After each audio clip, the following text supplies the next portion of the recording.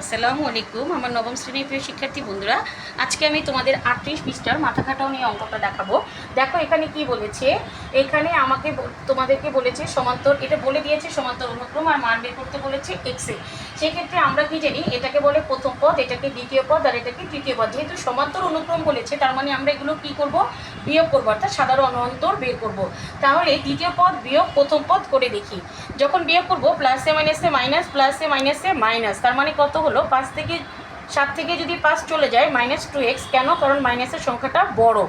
তারপরে আবার আসে +12 - 2 বা 2, তার মানে কত হবে, প্লাসে মাইনাসে মাইনাস, তার মানে 12 থেকে 2 চলে গেলে 10 থাকবে, কিন্তু চিহ্নটা কি হবে, প্লাস, কারণ 12 বড়।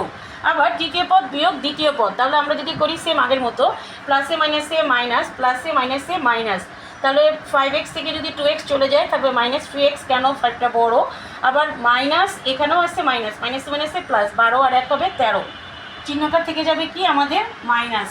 তাহলে আমরা দেখতে পারতেছি দ্বিতীয় পদ থেকে যদি প্রথম পদ করলাম মান পেলাম আমরা এটা, আবার তৃতীয় পদ থেকে দ্বিতীয় পদ বের করার পর মান পেলাম এটা। কিন্তু আমরা কি জানি, সাধারণ অন্তর সবসময় কি হয়, একই থাকে। সাধারণ অন্তর এই দ্বিতীয় পদ এবং এই তৃতীয় পদের মাঝখানে কি করবো, এখন আমরা সমান সমান দিয়ে দিব, যেহেতু আমাদেরকে বলেছে এটি একটি সমান্তর অনুক্রম। তাহলে আমরা কি লিখবো, যেহেতু এটি সমান্তর অনুক্রম, প্রথমেই মান পেয়েছিলাম এটা আর দ্বিতীয় ক্ষেত্রে মান পেয়েছিলাম এটা। এবার কি করব, দেখো এখানে আসছে -2x, এখানে আসছে -3x, এটাকে যদি আমি এপাশে নিয়ে আসি তাহলে হয়ে যাবে প্লাস, আর এই +10কে যদি আমি ডান পাশে নিয়ে যাই তাহলে হয়ে যাবে মাইনাস।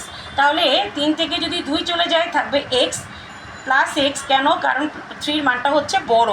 আর মাইনাসে মাইনাসে প্লাস, 13 আর 10 যোগ করলে হবে 23, চিহ্ন হবে কি মাইনাস। এই হলো আমার x এর মান -23। ধন্যবাদ সবাই।